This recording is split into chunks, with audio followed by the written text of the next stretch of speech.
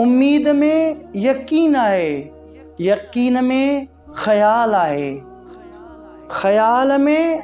तसव्वुर आहे, तसव्वुर में तस्वीर आहे,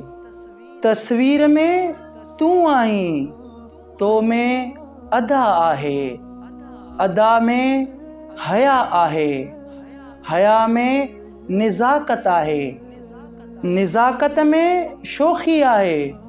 शोखीअ में गुस्सो आहे, गुस्से में चाहत आहे, चाहत में पंहिंजाइप आहे,